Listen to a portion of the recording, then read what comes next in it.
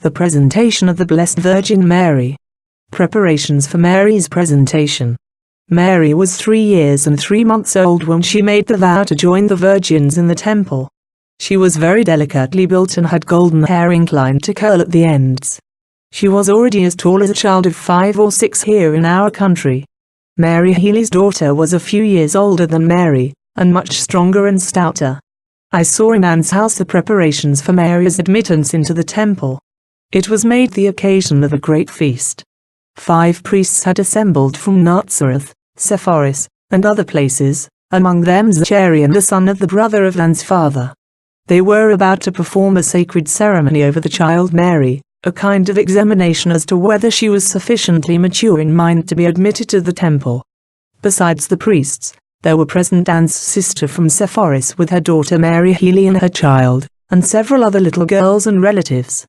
The robes worn by the child at this feast were cut out by the priests themselves and the different parts quickly sewed together by the women present. The child was clothed in them at certain periods when subjected to a series of interrogatories. The ceremony was in itself very grave and solemn, although the faces of the aged priests were at times lit up by smiles of admiration at the expressions and answers of the little Mary, and it was frequently interrupted by the tears of Joachim and Anne. 3 entire suits were prepared for Mary and put on her at different times during the ceremony, the questioning and answering going on in the meantime. All this took place in the large room next to the dining hall. Light entered through a square opening in the center of the roof, which opening was often covered by a net. The floor was covered with the red carpet. In the middle of the room stood a table, intended for an altar, with a red cover, and over that a white transparent one. Upon it lay a case with rolls of writings and a curtain upon which the picture of Moses was either embroidered or laid on and sewed down. He was represented in the large mantle in which he used to pray, the tables of the law hanging on his arm. I have always seen Moses represented as a tall, broad-shouldered man. He had a high, somewhat pyramidal head, a large hooked nose, and upon his broad, high forehead, were 2 bumps inclining toward each other and giving him a very remarkable appearance. In his childhood, they were like little warts. His complexion was brown, bright and ruddy, his hair inclined to red. I saw many such protuberances as those possessed by Moses on the foreheads of the ancient prophets and hermits. Sometimes only one such excrescence appeared upon the middle of the forehead. On the altar lay the 3 outfits for the child Mary along with various materials, etc., presented by the relatives for her dowry. A kind of throne stood upon steps before the altar.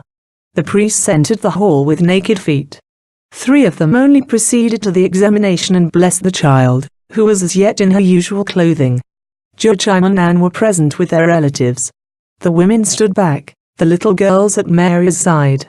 One of the priests took the garments from the altar, explained their signification, and handed them to Anne's sister, from Sepphoris, who put them on the child. First came a little, yellow, knitted robe, and then a colored, lace bodice, which was put on over the head and fastened around the body. It had on the breast something like cords. Over that came a brownish mantle with armholes, from the upper part of which hung lappets. It was cut out around the neck, and closed under the breast. On her feet were brown sandals with thick, green soles. Her reddish yellow curls were arranged, and a silken crown with feathers in it placed upon them. The feathers were a finger in length, and they bent over toward the inside of the crown. I know to what bird in that country they belonged. A large square, ash-colored kerchief was thrown over her head like a large veil. It could be drawn together under the arms in such a way that they might rest in it as in slings.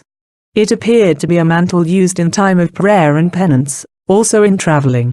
The priests now put to the child all sorts of questions relative to the discipline enforced in the temple. Among other things, they said to her, "Thy parents, having promised thee to the temple, have made a vow that thou shouldst drink no wine nor vinegar, shouldst eat no grapes nor figs. Now what wilt thou add to this vow? Think upon this during thy meal." The Jewish people, and especially the young maidens, were accustomed to drink vinegar. Mary, too, was fond of it. On these and similar things, was she interrogated. And now the second suit was put upon the child. It consisted of a sky blue body, a mantle of the same color, but of a lighter shade, a richer bodice, and a white veil, glossy like silk, which fell behind in folds something like the consecrated veil of a nun. Over this was a fine, closely fitting wreath of colored flower buds made of silk and intermixed with small green leaves. Then the priests threw over her face a white veil gathered on top like a cap.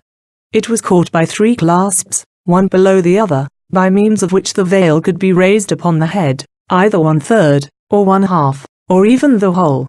The child was instructed upon the use of this veil, when to be raised or lowered in eating or answering questions. In this array, Mary went to table where she sat between 2 of the priests, the third opposite to her. The women and children sat at one end of the table apart from the men. During the meal, the priests practiced the child in many points upon the use of the veil, asking questions and receiving her answers, and also in many other of the customary ceremonies. They reminded her that she still could partake of everything, and they offered her different dishes, tempting her in order to see how far her abstinence would go. But Mary excited their admiration by all that she did and said. She tasted sparingly of only a few dishes, and answered all their questions with simplicity and wisdom. During the meal and the whole of the examination, I saw angels hovering around her, directing and assisting her in all things. After the repast, she was clothed anew before the altar in the next room. Anne's sister from Sepphoris assisted the priest in the ceremony, during which the latter explained the signification of the garments and spoke of spiritual things. The robes now put on the child were the most beautiful of all. A violet blue bodice, and over it a breastpiece embroidered in colors. The latter was now fastened to the piece that covered the back, caught to the plaited skirt, and fell below in a point. Over this fell a violet blue mantle, full and magnificent, rounded in the back very much like a chasuble. When it was closed on the breast, it formed puffs on the arms, like arches, wherein they could rest, and yet be exposed to view. It had 5 rows of gold embroidery down the front, the middle one furnished with the buttons or hooks that fastened the mantle. It was also embroidered around the edge. A large changeable colored veil was then put on, which glanced from white to violet blue. Upon this veil rested a crown, closed on top by 5 clasps. It was a thin, broad circlet lined with gold, the upper edge spreading into points tipped with little balls. A network of silk covered the outside, which was ornamented with small roses of the same material in whose center were fastened 5 pearls. The 5 points also were of silk and surmounted by a ball. The breastpiece was fastened behind, yet had cords also in front as if for lacing. Her mantle was caught first over the breast by a crossband, which was prevented from pressing upon the breast ornament by a button with a long shank.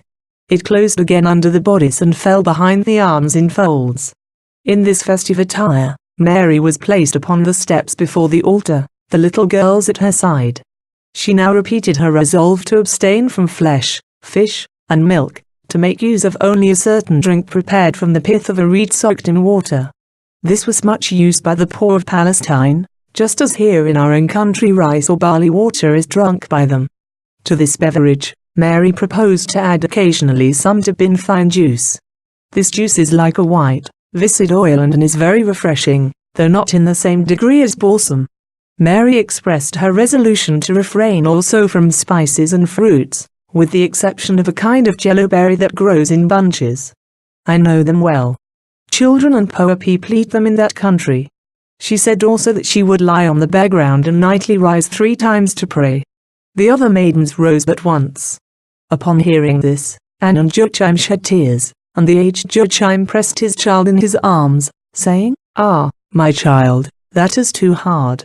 If thou livest so mortified a life, I, thy poor old father, shall never see thee again." This scene was very affecting.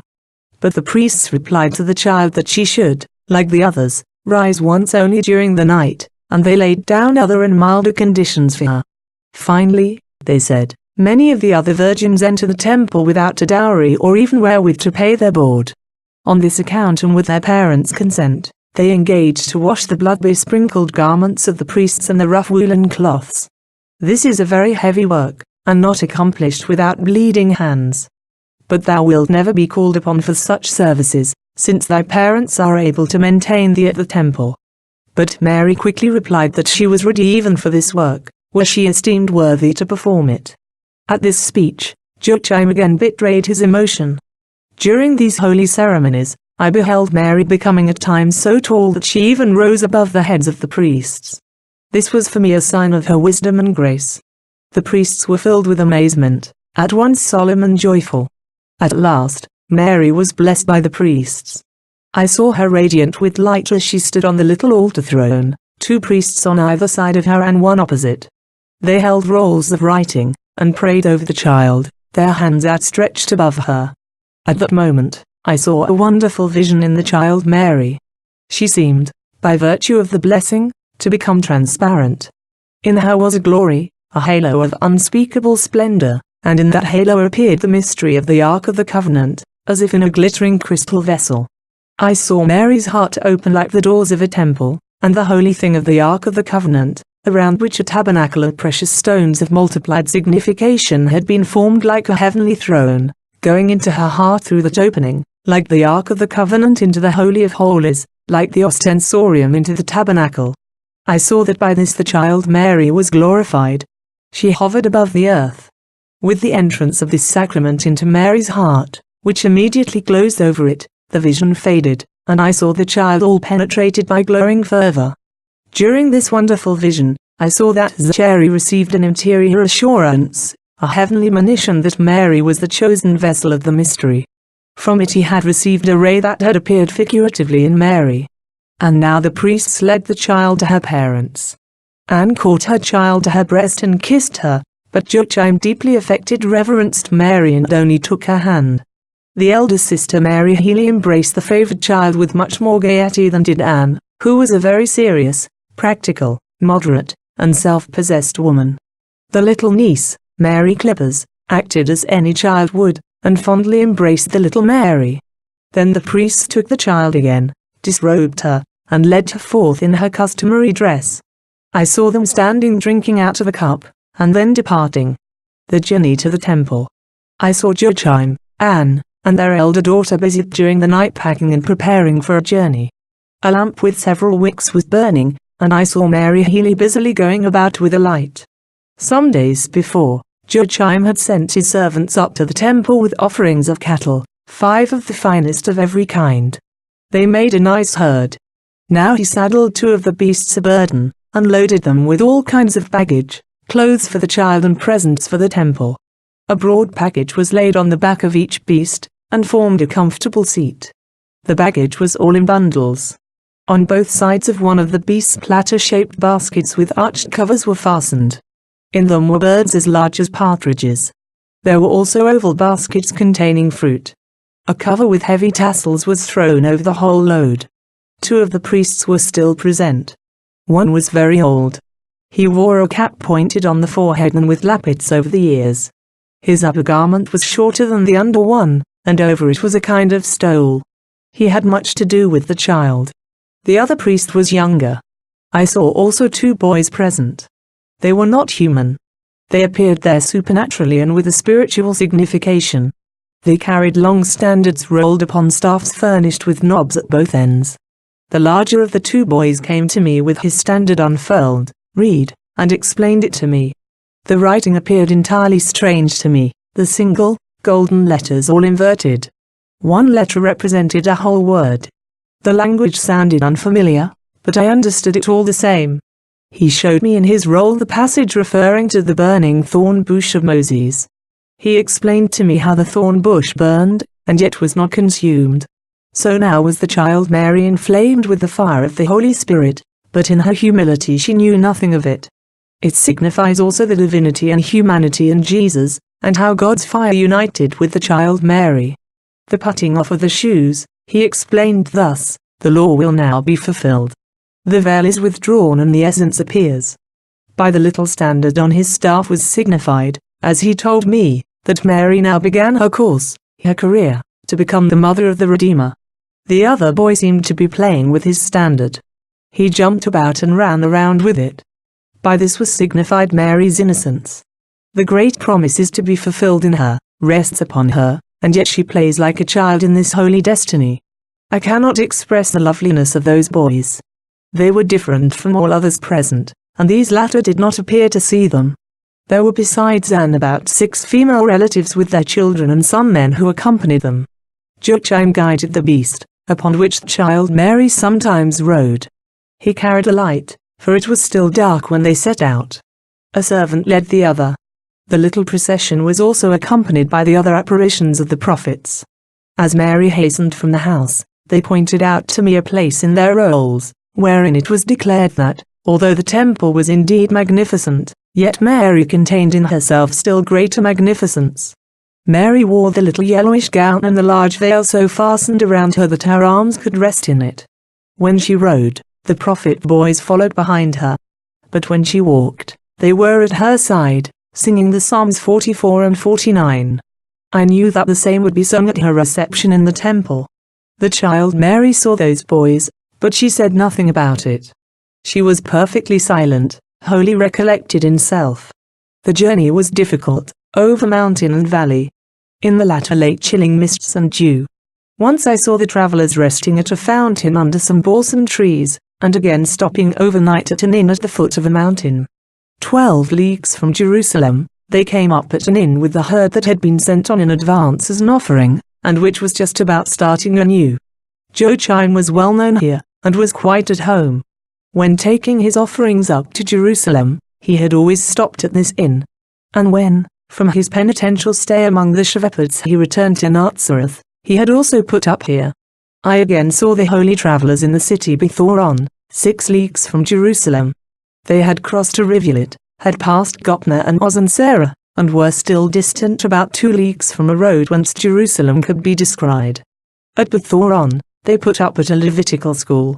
Relatives of Joachim and Anne from Nazareth, Sepphoris, Zebulon, and the country around, had come hither with their daughters, and there was quite a little festival in Mary's honour. She was conducted with many other children to a hall in which a special place had been prepared for her on an elevated seat like a throne. She was then crowned. The teachers questioned her, and were struck with all her answers. Mention was made of the wisdom of another maiden who not long since had returned from the temple to her home at Gopna. She was called Susanna, and I think that it was her place Mary was going to take in the temple. Susanna was then 15. Later, she joined the holy women that followed Jesus. Mary rejoiced at being now so near to the temple. Joachim embraced her, weeping and saying, "I shall never see thee again." During the repast, Mary went here and there. Several times she reclined by Anne's side at table, or stood behind her with her arm around her neck. On the following day, accompanied by the teacher of the Levitical school and his family, they started very early for Jerusalem. The young girls carried beautiful fruits and garments as presents for the child. It looked to me as if there was going to be a real feast in Jerusalem. The nearer they approached the holy city, the more eager and desirous became Mary. She generally ran on before her parents. I saw the arrival of the procession in Jerusalem, and also beheld the roads and paths and buildings more distinctly than I had done for a long time. Jerusalem was a very singular-looking city. We must not represent it to ourselves with its streets thronged as the great cities of the present day. Many steep and hilly streets run around behind the city walls, from which no gates led. The houses lying high behind those walls faced the opposite side, for many parts of the city were built at subsequent periods, new ridges of hills being taken in accordingly. The old city walls, however, were always allowed to remain standing. Many of the deep valleys were spanned by massive stone arches. The courtyards and rooms of the houses all opened toward the back of the building, the entrance only being on the street. The walls were surmounted by terraces or balconies. The houses were kept closed the greater part of the time. When the inhabitants had no affairs to call them to the public places of the city or to the temple, they remained for the most part in their own houses and courts. It was tolerably quiet on the streets, excepting in the neighborhood of the markets and palaces where there was much going to and fro of soldiers and travelers. On certain days, at the time when all were gathered in the temple for worship, the city in many localities was entirely deserted. On this account and the seclusion of the people in their houses, Jesus and his disciples were enabled to go undisturbed through the solitary streets and deep valleys. Water was not plentiful in the city. One often sees high buildings to and from which it was conveyed, also towers in which it was pumped. They were very careful of water at the temple where such quantities were needed for washing and purifying the various vessels, etc. They had great engines for pumping it up. There were numbers of shopkeepers and merchants in the city. They had their booths all together in the markets and open squares. So stood, for instance, Not far from the sheep gate, many dealers in all kinds of gold trinkets and shining stones. Their booths were round and light, and quite brown as if streaked with something, pitch or resin, probably. Though light, they were very strong. There they carried on their business and, under tents stretched from one to another, they exposed their different wares. There were also certain localities, near the palaces for instance, where there was more life in the streets, where it was more brisk. Old Rome was indeed more pleasantly situated. It was not so steep, and its streets were more lively. On one side of the mountain upon which the temple was situated, the declivity was more gentle. Here there were several streets upon terraces and on top of the thick walls, where some of the priests and servants of the temple dwelt, as did some laboring people who performed the lowest services, such as purifying the ditches wherein was thrown the offal of the cattle slaughtered for the temple. On the other side, the mountain was very steep, and the ditch quite black. Around the summit of the mountain was a green ledge whereon the priests had all kinds of little gardens. Even in Christ's time, there was upon certain parts of the temple work constantly going on. There were quantities of ore in the mountain upon which stood the temple, and much was dug out and used in the building. Inside the meadow were numbers of smelting vaults and furnaces. I never felt at home in the temple, for I never could find in it a place well suited for prayer. It was all so immensely solid, so massive, so high, the numerous courts were so narrow, dark, and obstructed by so many elevated platforms and seats, that, when the people were in it, it presented a somewhat frightful spectacle, and even looked confined with its high, massive walls and lofty pillars. The constant slaughtering going on and the quantities of blood flowing in consequence, I found most repulsive, though words cannot express the wonderful order and cleanliness that reigned in everything connected with it. The entrance into Jerusalem. I saw the caravan that conducted Mary approaching Jerusalem from the north, and winding toward the east around the outlying gardens and palaces of the city. They crossed the valley of Josaphat and, leaving the road to Betania on the left, entered the city by the sheep gate leading to the cattle market. There was a pool here in which the sheep were washed. Thence their way turned to the right and ran between walls to another section of the city. Then they followed a long road through a valley, and at last reached the neighborhood of the fish market at the west side of the city.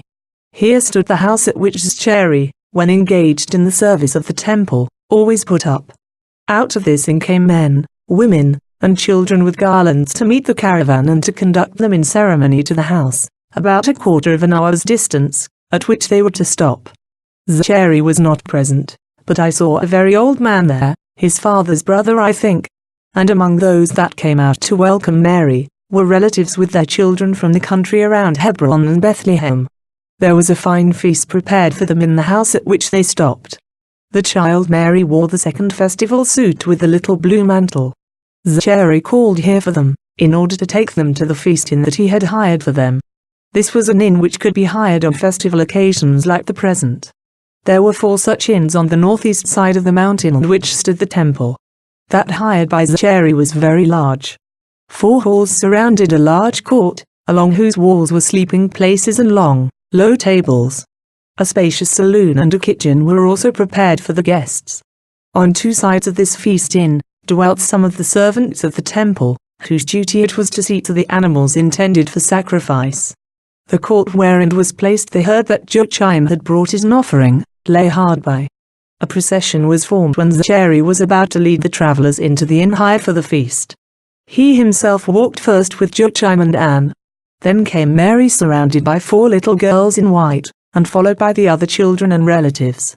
Their way led to Herod's palace and past that of the Roman governor, leaving the citadel of Antonia behind. At last they reached a high wall, up which there was a flight of more than 15 steps. Mary, to the astonishment of all, mounted them without assistance. Her friends wanted to help her, but she refused. Upon their entrance into the inn, their feet were washed. Then they were shown into a large hall in the center of which a lamp was suspended from the ceiling over a large, metal basin of water. Here they washed their face and hands. Joachim and Anne then went up with Mary to the dwelling of some of the priests. Here, likewise urged by an interior spirit, the child hurried to mount the steps. The 2 priests cordially received them into the house. Both had been present at Mary's examination in Nazareth. They called one of the women belonging to the temple, where she executed all kinds of works common to females, and educated little girls. Her abode was at some distance from the temple, among the added rooms forming the sleeping apartments of the temple virgins. Out of these rooms, one could unseen look down into the sanctuary. The widow was so enveloped in her mantle that one could see only a little of her face. The priests and the parents delivered the child Mary over to her as her future pupil. She received her gravely, but cordially, while the child was all submission and reverence. She, the widow, accompanied the party to the feast inn, and received a packet as the child's dowry. The following day was taken up with preparations for Joachim's sacrifice and for Mary's entrance into the temple. Joachim went early with his offering of cattle to the temple, in front of which the animals for the sacrifice were selected. Those not chosen were at once led back to the cattle market. Joachim had to lay his hand upon the head of each animal before it was slaughtered, and he afterward received some of the flesh and blood of each. There were in this place many pillars, tables, and vessels, where the sacrifices were cut up, divided, and arranged. The scum of the blood was put aside. The fat, the spleen, and the liver separated, and all parts were salted. The entrails of the lambs were cleaned, filled with something, and again restored to the animal so that it looked like a whole lamb. The feet were bound crosswise. A great portion of the meat was taken to a court in which were some of the temple virgins. They seemed to have something to do connected with it. Perhaps they had to prepare it either for themselves or for the priests. All was carried on with indescribable order. The priests and Levites came and went, two and two, and during the difficult and multifarious work, all progressed as if by line and level. The pieces prepared for sacrifice lay over till the next day. In the inn was held a feast, and there was also a repast, at which about 100 people assisted along with the children, among them 24 girls of different ages. Among others, I saw Seraphia, who was called Veronica after the death of Jesus. She was already well grown, probably from 10 to 12 years old. They prepared garlands and wreaths for Mary and her companions, and ornamented for them 7 scepter-shaped lamps on whose summit burned a flame. During the feast many priests and Levites went in and out of the inn, taking part also in the repast. When they expressed surprise at the greatness of Joachim's offering, he bade them recall the ignominy he had endured at the temple when his former offerings were rejected, and the great mercy of God who had heard his supplications, and he asked them whether he should not now express his gratitude according to the extent of his power. I saw the child Mary and the other girls taking a walk in the neighborhood of the house. Mary's entrance into the temple and her offering. Zachary and the other men had already gone to the temple, and now Mary was led thither by the women and the virgins. Anne and her elder daughter Mary Healy, with the little daughter of the latter, Mary Clippers, walked first. Then came Mary in her second suit, the sky-blue dress and mantle, her neck and arms adorned with garlands, and the flower-wreathed candlestick in her hand. On either side walked 3 little maidens with similarly trimmed candlesticks. They were dressed in white embroidered with gold, and wore bluish mantles. They were quite covered with garlands, even their arms were twined with flowers. Then followed the other virgins and little girls, about 20 in number, all dressed beautifully, but somewhat differently though wore mantles. Then came the elderly females. They could not proceed straight to the temple from this point. They had to take a circuitous route of nearly half an hour. They passed through some streets and before Veronica's house. From many of the dwellings the procession was saluted, the spectators gazing in wonder at the child and her beautiful trains of attendants. There was something very extraordinary in Mary's appearance. At the temple, men were busy opening a large and wonderfully beautiful gate upon which were carved grapevines, ears of wheat, and heads of various kinds. It was the Golden Gate. The priests led the Holy Virgin up numerous steps to this gate. Joachim and Zachary met them at the gate, which opened into a long archway, and led them through several passages into a hall. Here Mary was again questioned by the priests, after which she was clothed in the 3rd holiday suit, the violet blue, embroidered one. And now Joachim went with the priests to offer sacrifice. He took fire from a certain place and stood between 2 priests at the altar. The approach to the altar from 3 sides was free, but not so on the 4th. At the 4 corners of the altar stood small copper pillars and a pipe of the same metal, shaped like a large inverted funnel, which ended in a spiral tube. By this arrangement the smoke from the burning sacrifice rose and escaped over the head of the priest. On 3 sides of the altar a shelf could be drawn out to receive what was to be laid on the middle of it, since to reach that far would be impossible. When the sacrifice was kindled, Mary went with the women and children to her place of prayer in the women's porch, where she and her young companions stood in the front row. The porch was separated from the court of the altar of burnt offerings by a wall, in which was a gate with a grating above. Through this gate Joachim entered the subterranean passage when, upon the day of Mary's Immaculate Conception, he met Anne under the golden gate. The women back in the court could see the altar better, when mounted on steps raised in tiers. In another court was standing a crowd of white-robed boys belonging to the temple, playing upon flutes and harps. After the sacrifice, a portable altar was set up under the arched gateway, and before it were placed a couple of steps. Zachary and Joachim, with some priests and 2 Levites, entered from the court of the altar of burnt offerings, carrying rolls and writing materials, while Anne led Mary to the steps before the altar. Mary knelt upon the steps, while Joachim and Anne, laying their hands on her head, uttered some words bearing reference to the offering of their child, which words were written down by the 2 Levites. Then one of the priests cut a lock of hair from the child's head, and cast it upon a pan of live coals, after which he threw around her a brown veil. During this ceremony, the girls sang Psalm 44, Emmerich taught Cormium. The priests, Psalm 49, Deus Deum Domines, and the boys played on their musical instruments.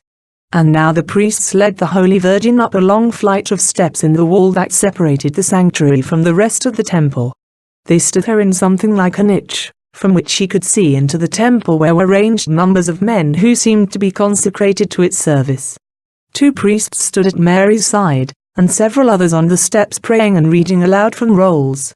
Behind Mary and on the other side of the wall, a priest was standing at the altar of incense, only half of his person visible from the point at which Mary and her attendants were placed.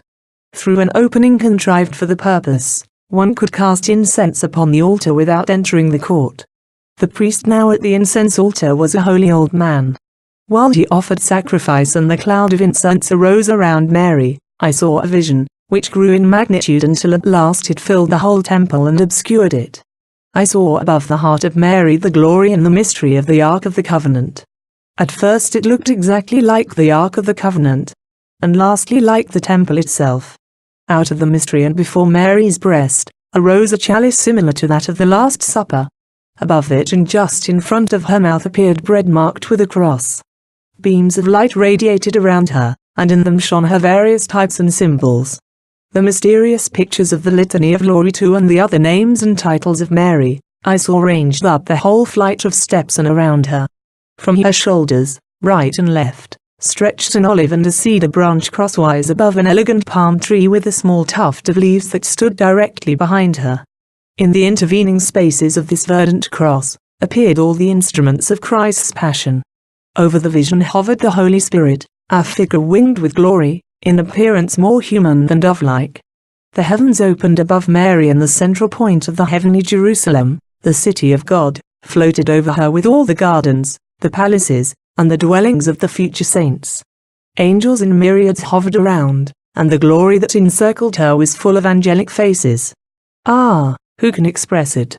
Infinite variety, unceasing change, all these pictures following quickly upon and, as it were, growing out of one another. Innumerable points of this vision, I have forgotten. All the splendor and magnificence of the temple, the richly ornamented wall before which Mary was standing all grew dark and somber. The whole temple disappeared, for Mary and her glory alone was visible. In this vision, symbolical of Mary's spiritual signification, I saw her not as a child, but full grown. She hovered in the air. And through the vision, I still saw the priests, the incense offering, and everything else. Then the priest at the altar appeared to prophesy, and to call upon the people to thank God and to pray, for that great things were to come upon the child. The crowd in the temple, greatly awed although they had not seen the vision that I saw, maintained the solemn stillness. The vision faded away just as gradually as it had unfolded. At last, the mystery of the Ark of the Covenant shone again in its glory over her heart, and the child once more stood there alone in her rich attire. Then the priests, among whom Zachary was one of those standing on the lower steps, led Mary down by the hand. One of them took the light from her and the little garlands off her arms, and handed them to the other girls.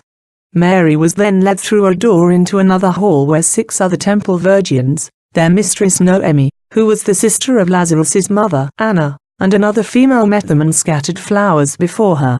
To them the priest delivered the child. When the singing was ended, Mary took leave of her parents. Joachim was especially affected. He took the little child up in his arms, pressed her to his heart, and said weeping, "Remember my soul before God." Mary now accompanied the women and children belonging to the temple to their dwelling on the north side, from which passages and winding stairs led up to little chambers adjoining the sanctuary and the Holy of Holies, where they went to pray. The others, that is, Mary's relatives and friends, returned to the apartments near the entrance, and took a repast with the priests, the women apart. There were still in the temple some devout adorers. Many had followed the procession to the entrance. There were numbers among those present who knew that Mary was a child of promise in her family. I remember, though not distinctly, that Anne had dropped some such expressions to her friends as, "Now does the vessel of the promise enter the temple. Now is the Ark of the Covenant in the temple." It was by a special manifestation of the divine will that this feast was so solemnly and magnificently celebrated. Joachim and Anne were indeed wealthy, but they lived very frugally. They gave all to the temple and to the poor. I do not now remember how long it was that Anne took for herself nothing but cold victuals, but she treated her domestics generously and provided them with dowries. I think she and Joachim returned that same day with their whole company to Bethoron. I saw also a feast among the temple children. They had a meal at which Mary had to question first the mistresses and then the maidens separately as to whether they were willing to have her among them. This was the custom. Then the girls had a dance among themselves.